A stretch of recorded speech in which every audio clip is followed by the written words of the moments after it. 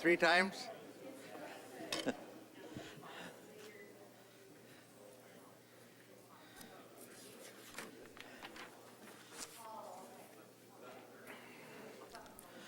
I will call us back to order. And we will start with item 11, correspondence. We have one item of correspondence dealing with the Veterans Parkway. I would ask for a motion to deal with that correspondence. Councillor Stark, to receive and file. No. Second by Councillor Veen. Questions? What's the motion? We're dealing with the correspondence. Item A. Yeah, we're gonna, what's the recommendation here? The recommendation, I believe, was to receive and file. I like to endorse that from William McNeil. That's the one, isn't it? I have a recommendation to receive and file. If we would like. I'll amend to support if that's preferred. Seconder? Okay, so the mover is asked to change it to support the resolution, support the proposal to have a section of Highway 40 in Sarnia dedicated as Veterans Parkway.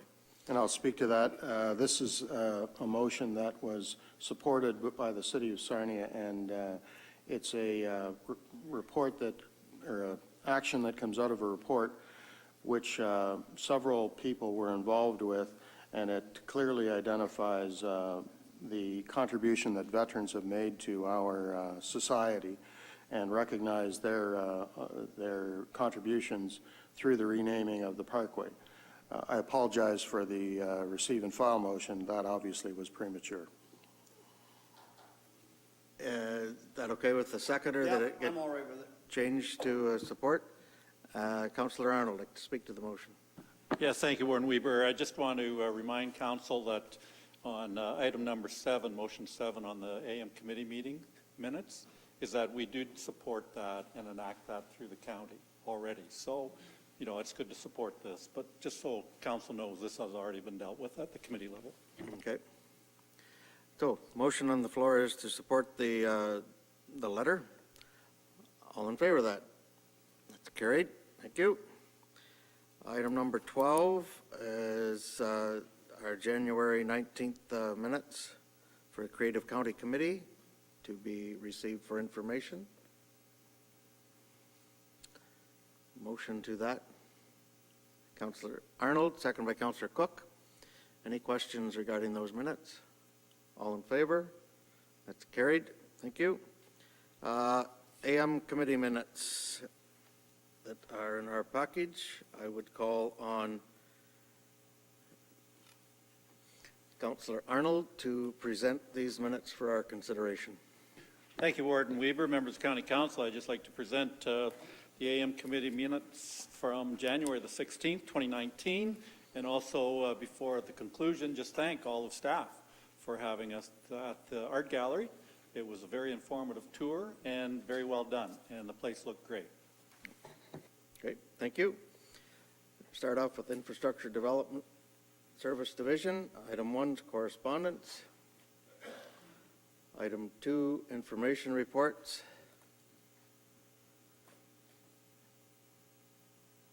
Item 3, information reports. Woodlands Hearing Board, received and filed. Item 4, regarding the oversized load corridor. Item 5, Industrial Alliance update to council. Item 6, an appointment of bylaw for inspectors. Item 7, regarding the Veterans Parkway be supported. Item 8, speed limit reviews policy be approved.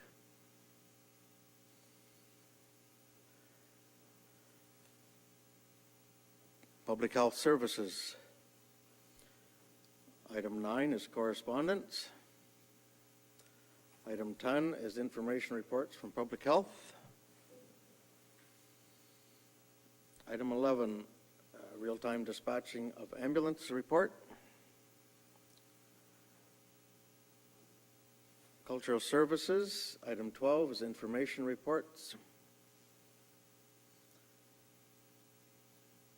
Item 13 is adjournment. Councillor Arnold. Warden Weaver, members of County Council, I just move this day's minutes as presented. Second by Councillor Broad. Any questions? All in favor? Opposed? That is carried. Thank you. Go on to the PM committee minutes. Councillor Bean. Thank you, Warden members. County Council PM committee met on January 16 in the afternoon, and I present these minutes for your consideration. Thank you. Long-term care division, item 1 deals with correspondence. Item 2, information reports. Item 3 regarding services and fee schedule. Item 4, council staff relations policy. Item 5, dealing with code of conduct. Councillor Arnold. Yes, Warden Weaver and members of County Council, I guess I don't really know where I should be doing this at, but Warden, just going through all the stuff, I know on March the 1st, 2019, it's the day named by proclamation of the Lieutenant Governor that there's a whole bunch of changes coming to the Municipal Conflict of Interest Act. And also the timelines to be able to register an alleged breach of that from a number of months down to 6 weeks. So I'm just wondering if this is just a little premature at this time to enact this for the county, and then we would probably have to come back and revisit it. And so I'm not sure if I should be making a motion to table the bylaw, if that would be at the appropriate time later on in the meeting, or if I would just have this motion tabled. And I'm looking to you for guidance in regards to that. I think we could have questions to this motion, and if you have questions, I would ask Stefan to try to clarify those. You want me to go through the list, Mr. Warden? It's quite comprehensive. Give it a start. Oh, gee. All right, thank you very much. So a couple of things when we're going through the definitions of this bylaw. If a member is charged with a violation, who do they talk to? Because right now I got to talk to the person that, according to our bylaw, they're going to charge me. I think there's a conflict here. And I have no idea where I would go. Okay? So that's one thing. And I could put this together in a package to send to staff and then have it come back through the committee unless we're in a hurry to get this thing done. Stefan, if you could explain.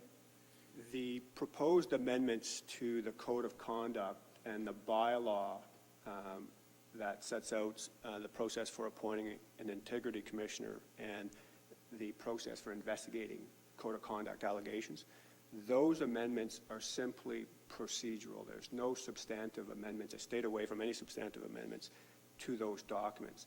So when Councillor Arnold, you speak about them coming into effect March 1st, and that there are time periods for either submitting a complaint, addressing a complaint, investigating a complaint, and of course, blackout periods for addressing any complaints from nomination day to the voting day. It's all subject to the Municipal Act. So the Code of Conduct, Integrity Commissioner bylaws change nothing that's already in the municipal legislation. The reason they're amended is that the old Code of Conduct said that if a complaint pertaining to a municipal conflict of interest legislation, a matter was submitted to the Integrity Commissioner, that it was to be effectively denied by the Integrity Commissioner. But because of the municipal legislation being amended to move those matters to the Integrity Commissioner, that's a simple amendment to the Code of Conduct. The procedural piece, which is the old bylaw 21, the Integrity Commissioner, effectively says that he or she, when he or she addresses a complaint under the Code of Conduct, which can now include Municipal Conflict of Interest Act issues, he's to do it in accordance with the legislation. So there's no substantive changes. The question perhaps on if there is a complaint, who do you speak to, might go to the other issue, which is the council staff relations policy.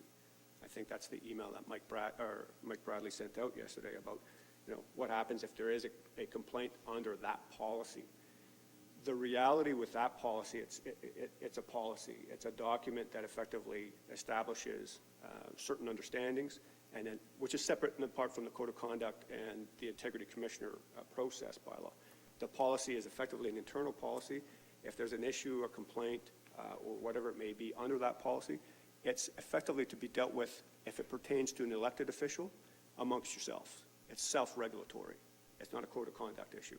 If it pertains to a staff member, then in accordance with our own internal disciplinary processes, progressive discipline, whatever it may be, it would be handled that way.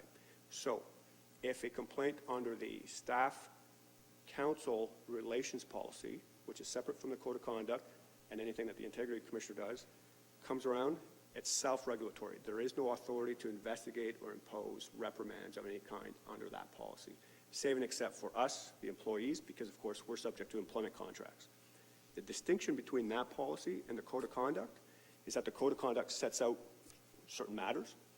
Any complaint filed under the Code of Conduct then gets and must be investigated by the Integrity Commissioner, and then the only authority to reprimand any member of council arises out of that legislation, which the Integrity Commissioner has, which is the municipal legislation, the Municipal Act, and there's two pieces. One, a reprimand, and then secondly, a suspension of remuneration. So again, two separate matters. Code of Conduct, nothing changes. It's just an update based on the statutory changes. The policy is new. The council staff relations policy is new, but to put it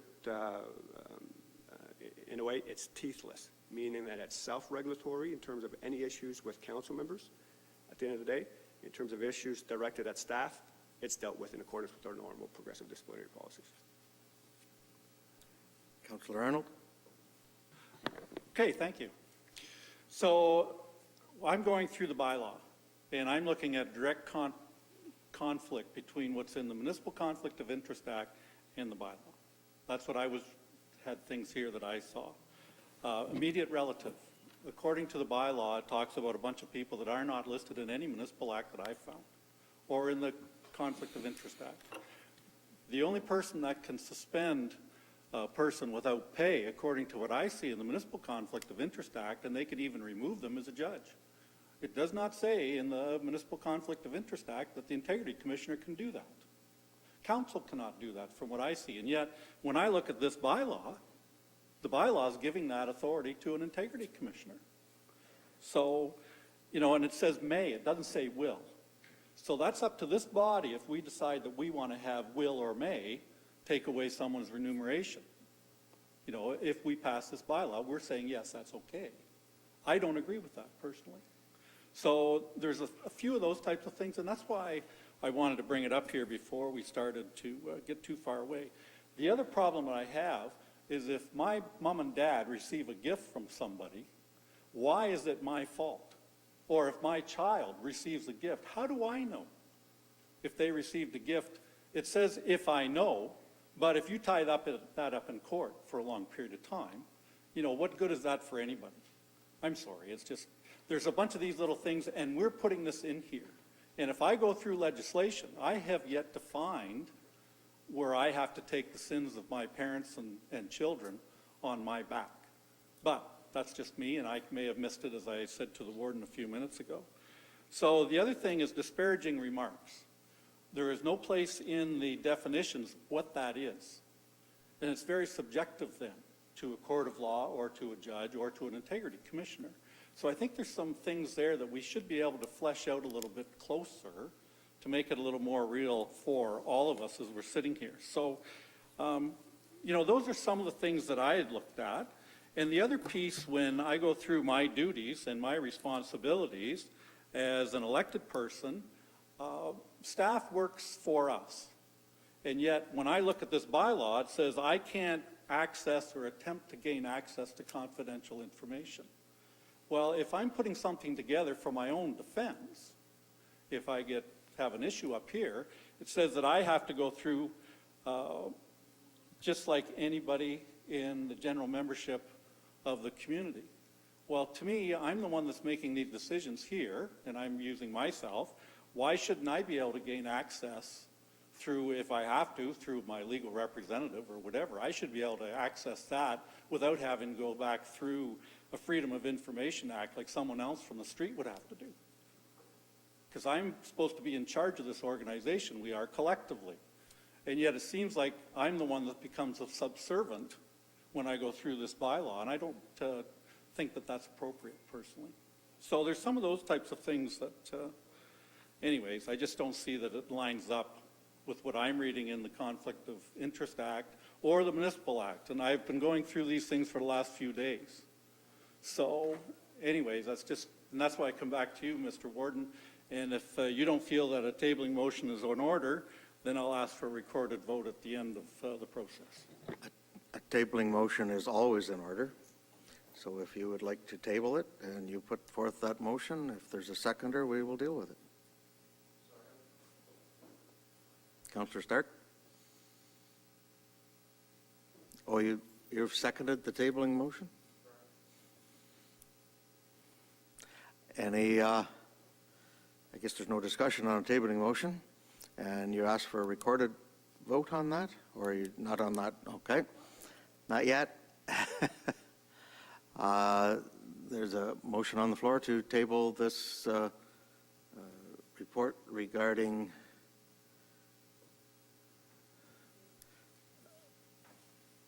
code of conduct. All in favor of tabling this? Opposed? Tabling motion's carried.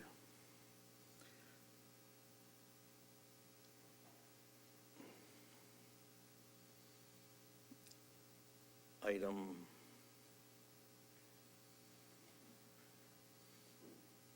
6, I believe, is that what we're at next? I guess there was no direction. It's tabled for, there was no, just so that staff is clear what we're doing, we're tabling that to have a further clarification, or is further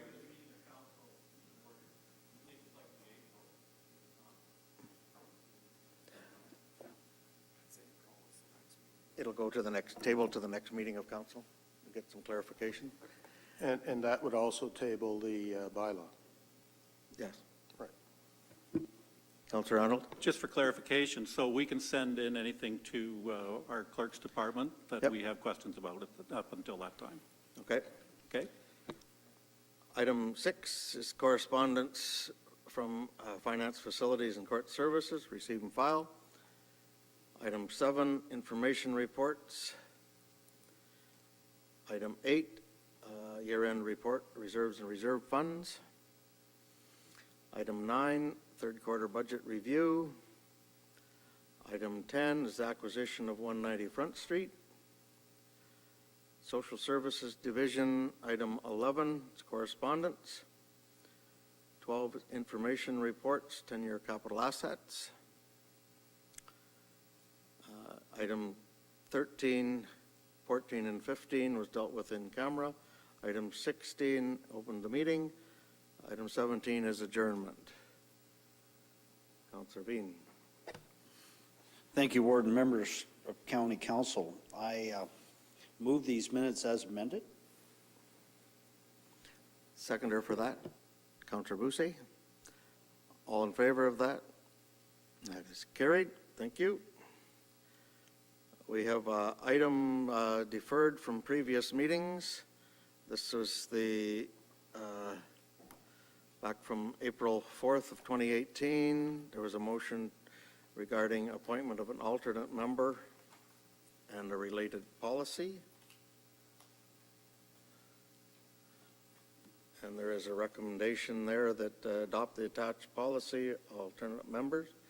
And the county instruct the clerk to communicate the policy to all clerks of the local member municipalities of Lambton County.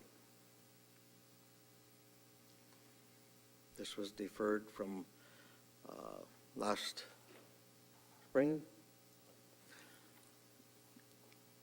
Any would like to speak to the motion or to move the recommendation? Councillor Arnold.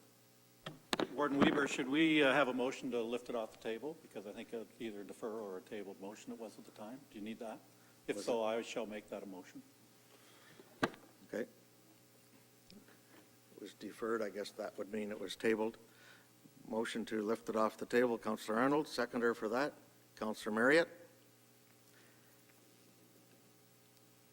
Questions, discussions? I guess all in favor of that?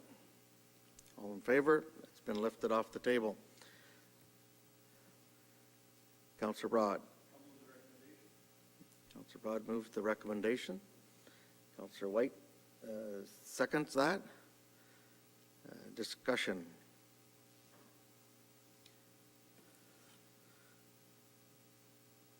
Just so I'm clear, so if someone is going to miss a meeting, if they have an alternate designated, they can miss a meeting and their alternate can attend that meeting? Under Section 268 of the municipal legislation, it allows a municipality to appoint one time over the term of its over its term an alternate for its representative here at council to essentially attend any council meetings that individual cannot attend for any reason. Okay. Councillor White. Thank you, Warden. In terms of remuneration for the alternate, who it states that they would receive the meeting pay that the absent member would have been eligible to. So the eligible member would not lose pay, as I understand in this. However, how do you determine what the meeting pay is? I understand there's been a change since I think this was originally drafted, so do you have that number? Correct. Under the policy,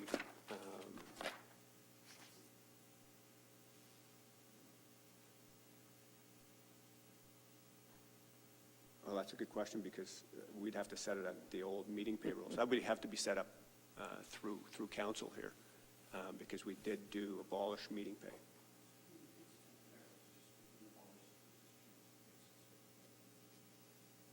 Okay, I'm told that we have it, so it would be the same meeting pay that was in existence at the time, plus reimbursement of kilometers. Okay. Councillor Arnold. Thank you, Warden Weaver. I believe that the whole purpose of this coming forth and through the provincial government, but also here locally, was for a lot of municipalities only have one representative that are sitting here. And if someone had an illness or whatever previously, that there was no way you could have representation at the county seat or in the county seat. And so in principle, it's a great thing to do, I believe, for the folks that currently only have one member to be able to have a representative here to be able to vote and then take that information back to their respective councils. Okay. Councillor Broad. Thanks, Warden Whedon. The intent for the Don Euphemia Council, if I miss a meeting, the intent is not to send a representative up to fill in for that one meeting. The intent is let's get something in place. You never know with today's times. If something happens, we got something in place for someone to fill in. Exactly to Steve's point. We have one vote here, and if I'm gone for 3 months because of whatever, we should have someone to be able to come in here and fill it in. That's the only intent. It's not to fill in for one meeting that I might miss or something like that. That was the intent that Don Euphemia has. Thanks. Okay. Okay. Everyone understands? Councillor Rombouts? Just to clarify, this is one time per term or per year, or how does that work? Like, I believe the council would have to appoint someone for the term. That's correct. Your council, your home council would appoint its alternate for this purpose for that term, and they can attend any meetings that you would miss. Councillor Han?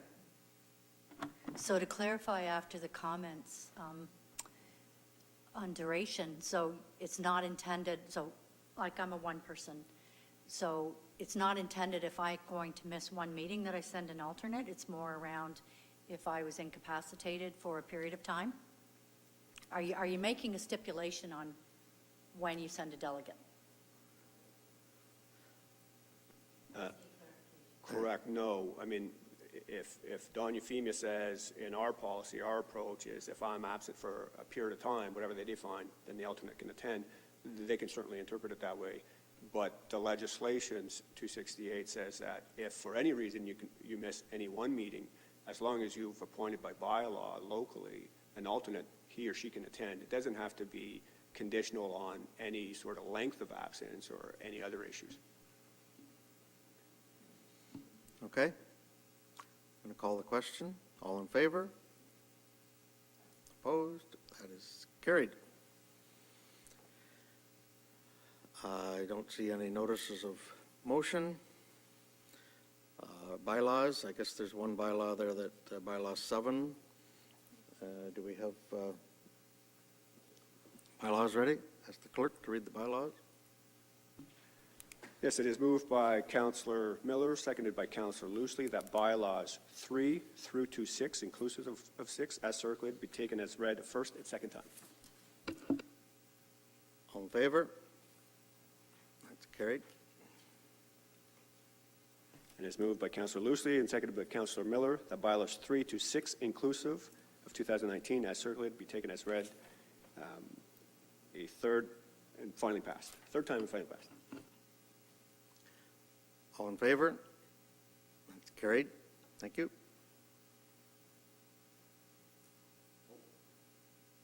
My apologies. We have bylaw number 9 as well in that package. So I'll seek again the same motions. Moved by Councillor Miller, seconded by Councillor Loosely, that bylaw number 9 of 2009, as circulated, be taken as read a first and second time. All in favor? That's carried. Thank you. And moved by Councillor Loosely and seconded by Councillor Miller, that bylaw number 9 of 2019, as circulated, be taken as read a third time and finally passed. All in favor? That's carried. Thank you. We do have recommendation for adjournment to meet on March the 6th. We do have a meeting of the mayors for the Lambton Police Group, a short meeting following, and I see Duncan waiting upstairs for the Rural Games dinner meeting, to just a reminder of those mayors to stick around for that. And I would ask for a motion to adjourn. Just, Councillor Hand. Mr. Warden, just a clarification. I want to make sure that the bylaw that I asked to be tabled is in fact tabled. Thank you. Yep. Seconded for the adjournment is Councillor Marriott. All in favor? That's carried. O'Connor.